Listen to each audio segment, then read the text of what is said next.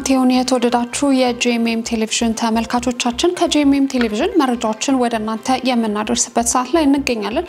መረጃዎችን መነግራችሁ ላይ ሳሙኤል ነኝ። በመጀመሪያ ማርስተ ዜና በሐዋሳ ከተማ ወንጌላውያን አብያተ ክርስቲያናት በጋራ የተዘጋጀ ኑ ወደ እግዚአብሔር እንመለስ በሚል መሪ ቃል የምልጃና የንስሐ ኮንፈረንስ በሐዋሳ ዓለም አቀፍ ስቴዲየም ተካሄደ።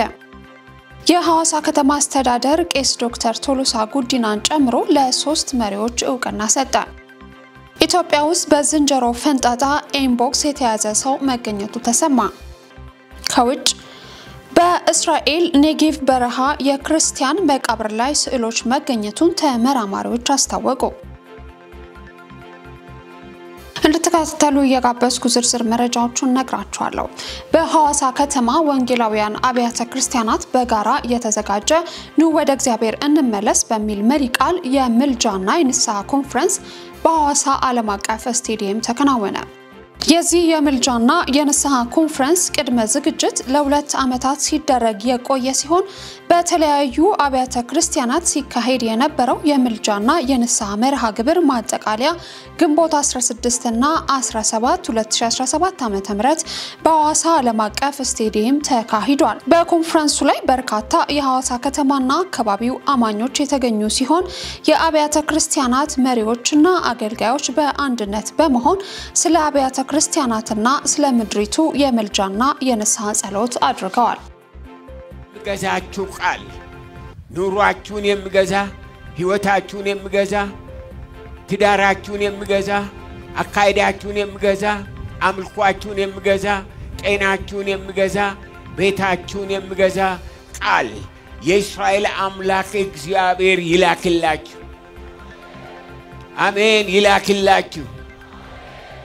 አሜን። የበዛ ቃል የእግዚአብሔር እጅ እናንተን ዛሬ ከሰዓት በዚህ ስቴዲየም ያላችሁትን ይንካች። ወደ ወንጌል እንመለሳለን። ወደ ክርስቶስ ኢየሱስ ወንጌል እንመለሳለን። መፍትሄው ያለው ወንጌል ውስጥ ነው። ክብር ያለው ወንጌል ውስጥ ነው። ፍቅር ያለው ወንጌል ውስጥ ነው። ወደ ኢየሱስ ክርስቶስ ወንጌል። በተያያዘ ዜና የሐዋሳ ከተማ አስተዳደር ለቄስ ዶክተር ቶሎሳ ጉዲናን ጨምሮ ለ3 መሪዎች ዕውቅና ሰጠ። ኑ ወደ እግዚአብሔር እንመለስ በሚል የምልጃና የንስሐ ኮንፈረንስ በሐዋሳ ዓለም አቀፍ ስቴዲየም የተካሄደ ሲሆን በኮንፈረንሱ ላይ በክብር እንግድነት የተገኙት የሐዋሳ ከተማ ከንቲባ ክቡር መርሻ መኩሪያ ባደረጉት ንግግር በአንድነትና በጋራ በመስራት ሀገራችንን በላባችንና በመስዋዕትነት ልናሳድጋት ይገባል ብለዋል። የሃይማኖትና የብሔር ብዝሃነት ጸጋችንን በመጠቀም ሰላማችንን ለማምጣት እኛ ክርስቲያኖች ምሳሌ በመሆን ልንኖር ይገባልም ሲሉ ተናግረዋል። በመድረኩ ለሐዋሳ ከተማ መለወጥ ወንጌል ትልቁን ድርሻ እንደሚወስድ በመጥቀስ ላበረከቱት ከፍተኛ አስተዋጽኦ የከተማ አስተዳደሩና የሲዳማ ክልል ለ4 ወንጌላውያን መሪዎች ዕውቅና ሰጥቷል። ኑሯቸውን በአሜሪካ ላደረጉት ቄስ ዶክተር ቶሎሳ ጉዲና ለኢትዮጵያ ወንጌላውያን አብያተ ክርስቲያናት ህብረት ፕሬዝዳንት ለፓስተር ጻዲቆ አብዶ ለኢትዮጵያ ወንጌል አማኞች አብያተ ክርስቲያናት ካውንስል ጠቅላይ ጻፊ ቄስ ደረጀ ጀንበሩና ለሐዋሳ ህይወት ብርሃን ቤተክርስቲያን ዋና መጋቢ ፓስተር ጌቱ አያሌው ዕውቅናና ሽልማት ተሰጥቷቸዋል። መረጃው የክርስቲያን ኒውስ ነው። የኢትዮጵያ ወንጌላዊት ቤተክርስቲያን መካነ ኢየሱስ ፕሬዝዳንት ቄስ ዶክተር ዮናስ ይገዙ በመንዲ ከተማ በማህበረ ምእመናን የተሰሩ የሚገኙ የአምልኮ የገቢ ማስገኛና የትምህርት ቤት ግንባታዎችን ጎበኙ።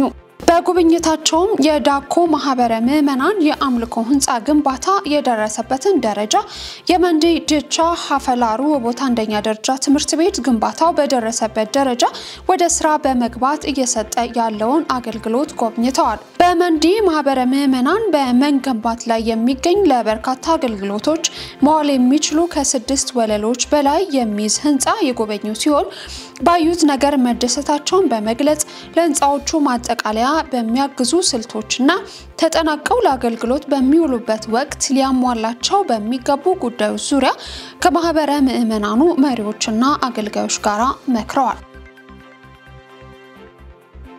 በሴቶች መብትና አመራር ላይ ያተኮረ የልምድ ልውውጥና ምክክር ተደረገ።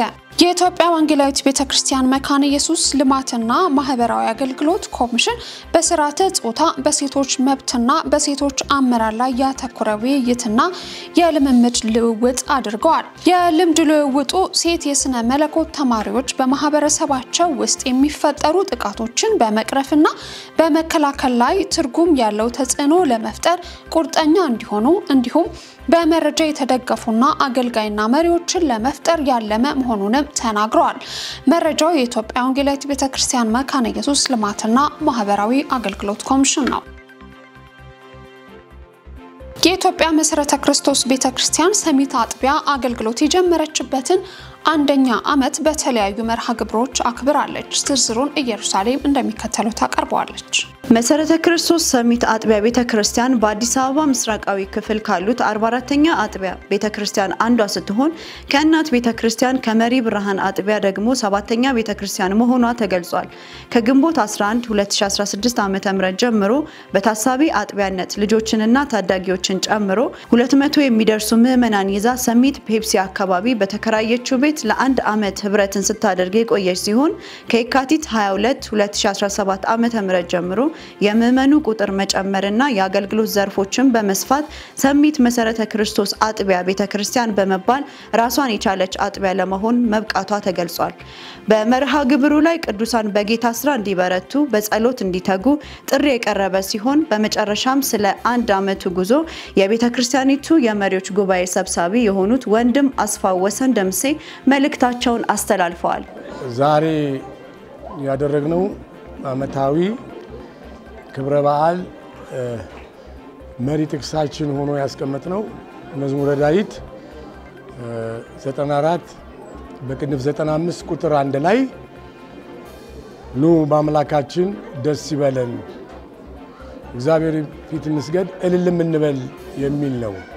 በዚህ መሪ ጥቅስ ውስጥ ራሳችንንና ምእመኑን አንድ ላይ ይዘን እግዚአብሔር አምላካችንን ለማመስገን በዛሬው ዕለት ግንቦት 18 2017 ዓ.ም በአጥቢያችን የማምለኪያ ቦታና ስፍራ ላይ ተገኝተን እግዚአብሔርን አመስግነናል። ኢትዮጵያ ውስጥ በዝንጀሮ ፈንጣጣ ኢንቦክስ የተያዘ ሰው መገኘቱ ተነገረ። በኢንቦክስ የተያዘ ሰው የተገኘው ሞያሌ ከተማ ሲሆን ጤና ሚኒስቴርና የኢትዮጵያ ህብረተሰብ ጤና ኢንስቲትዩት ይህንን አስመልክተው የጋራ መግለጫ ሰጥተዋል። በዚህ ኢንስቲትዩት በኦሮሚያ ክልል ሞያሌ ከተማ አስተዳደር ከሚገኙ ህመሙ መያዛቸው ከተጠረጠሩ ታማሚዎች በወሰደው ናሙና በኢንቦክስ ቫይረስ የተያዘ ሰው መገኘቱን እንዳረጋገጠ ይፋ አድርጓል። ቫይረሱ እንደተገኘበት የተረጋገጠው የ21 ቀን እድሜ ያለው ህፃን ልጅ ሲሆን እናቱን በተደረገው ቀጣይ ምርመራ ለቫይረሱ እንደተጋለጠች ለማረጋገጥ መቻሉ ተገልጿል። የህፃኑ አባትም ወደ ጎረቤት ሀገር ሄዶ የነበረ መሆኑ መታወቁና የሄደባቸውን አካባቢዎች እንዲሁም ከግለሰቡ ጋር የቅርብ ንክኪ የነበራቸው ግለሰቦችን የመለየትና ክትትል የማድረግ ስራ እንደተጀመረ ይፋ አድርገዋል። ታማሚው ህፃንና እናቱ አስቀድሞ በተዘጋጀው የለይቶ ማከሚያ ተገቢው የህክምና ክትትል እየተደረገላቸው ሲሆን እስካሁን ባለው ሁኔታ የከፋ የጤና እክል አልገጠማቸውም ተብሏል። መረጃው የቲክቫ ኢትዮጵያ ነው። ወደ ጂኤምኤም ቴሌቪዥን ተመልካቾቻችን እየተከታተላችሁ ያላችሁት ከጂኤምኤም ቴሌቪዥን ወደ እናንተ እየደረሰ ያለው መረጃዎቻችን ነው። ወደ ውጪ መረጃ አልፋለሁ። ከእርስ በርስ ጦርነት ሸሽተው የተሰደዱ ሱዳናውያን በሊቢያ በረሃ እየሞቱ ነው ተባለ።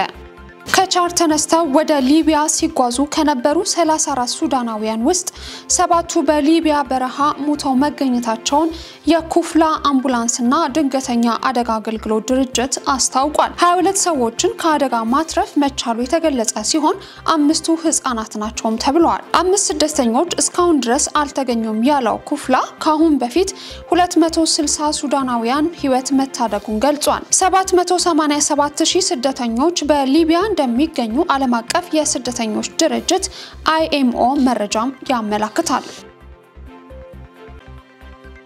እስራኤል ኔጌቭ በረሃ የክርስቲያን መቃብር ላይ ስዕሎች መገኘቱን ተመራማሪዎች አስታወቁ። ባልደማርችን ዳንኤል አንተነ ዝርዝር መረጃውን ይነግረናል።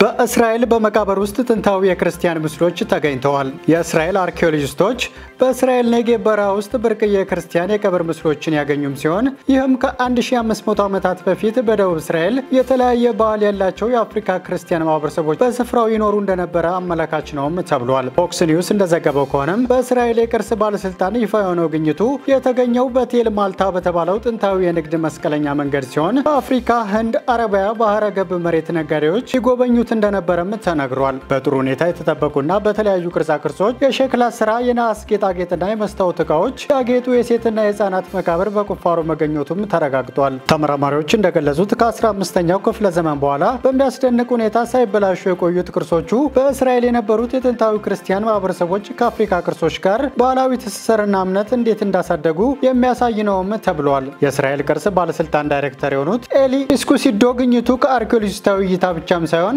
የእስራኤል ምድር ምንጊዜም የባህልና ህዝቦች መንታ መንገድ እንደነበረች አመላካች መሆኑንም ገልጸዋል። ዘገባው የክርስቲያን ፕሪሚየር ነው። መረጃዎቻችንን ከማጠቃለላችን በፊት አርዕስተ ዜናዎቹን ላስታውሳችሁ። በሐዋሳ ከተማ ወንጌላውያን አብያተ ክርስቲያናት በጋራ የተዘጋጀ ኑ ወደ እግዚአብሔር እንመለስ በሚል መሪ ቃል የምልጃና የንስሐ ኮንፈረንስ በሐዋሳ ዓለም አቀፍ ስቴዲየም ተካሄደ። የሐዋሳ ከተማ አስተዳደር ቄስ ዶክተር ቶሎሳ ጉዲናን ጨምሮ ለ3 መሪዎች ዕውቅና ሰጠ። ኢትዮጵያ ውስጥ በዝንጀሮ ፈንጣጣ ኤምቦክስ የተያዘ ሰው መገኘቱ ተሰማ። ከውጭ በእስራኤል ኔጌቭ በረሃ የክርስቲያን መቃብር ላይ ስዕሎች መገኘቱን ተመራማሪዎች አስታወቁ። ለዛሬ ያዝንላችሁ መረጃዎች እነዚሁ ነበሩ። ያዘጋጁላችሁ ነጻነት ዋቁማና ዳንኤል አንተነ ከመላው ስቱዲዮ ባለሙያዎች ጋር በጋራ በመሆን ነበር ወደ እናንተ ያደረስኩት። ሊያ ሳሙኤል ነኝ። ሌሎች የጂኤምኤም ቴሌቪዥን ፕሮግራሞች ይቀጥላሉ። መልካም ጊዜ።